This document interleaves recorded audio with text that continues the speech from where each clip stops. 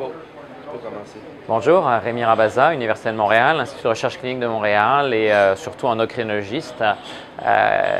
Aujourd'hui, on me demande de vous demander les défis qu'on a actuellement dans le traitement du diabète de type 2 pour lequel on a une véritable épidémie qui est en partie associée à l'épidémie d'obésité.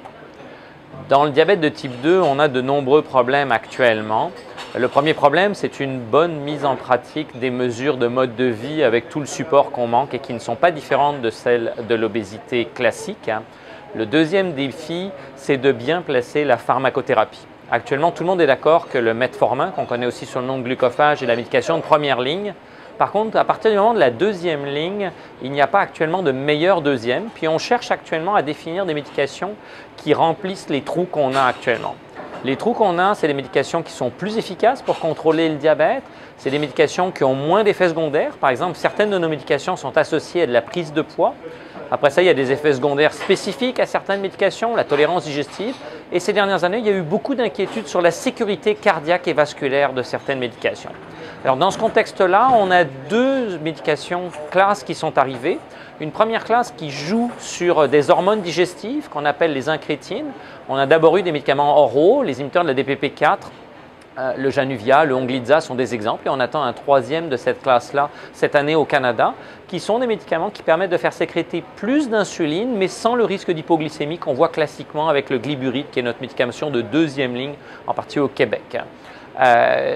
À côté de ça, il y a des médications qui jouent aussi sur ce système-là, qui sont des médications injectables, qu'on appelle les analogues du GLP-1, pour lesquels on a actuellement deux représentants de la classe, qui sont le Victoza et le Byetta.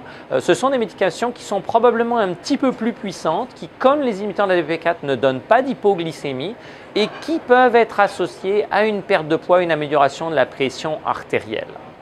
Et puis on attend pour dans 12 à 18 mois une autre classe de médicaments qui sont des médicaments qui vont jouer sur la capacité du rein à retenir le glucose, en fait, qui vont organiser une fuite de glucose au niveau du rein et qui, un peu comme les analogues du GLP-1, permettent un certain degré, en plus du contrôle du diabète, de perte de poids et d'amélioration de la pression artérielle.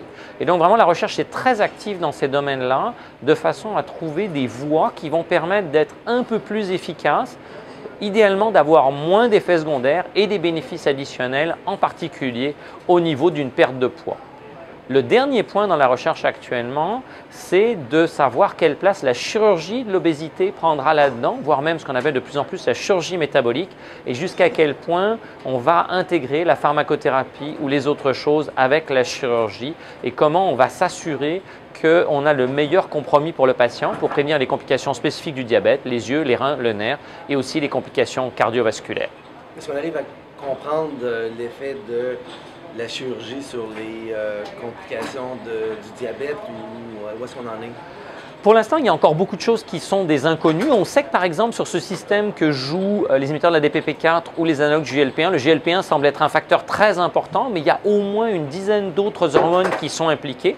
Et comme ça a été dit ce matin dans les séances de Dr Sharma, probablement que les chirurgiens font plein de bonnes choses sans qu'on sache exactement où ils font des bonnes choses et qu'est-ce qu'il y a. Et d'un autre côté, ça pourrait ouvrir tout un tas de nouvelles pistes aussi pour la pharmacothérapie, de façon à cibler certains systèmes qui seront peut-être les plus importants et les plus efficaces. Ça se passe tant au niveau du tube digestif qu'au niveau du cerveau. Ça semble être les deux endroits où les choses se passent, mais c'est des choses extrêmement complexes.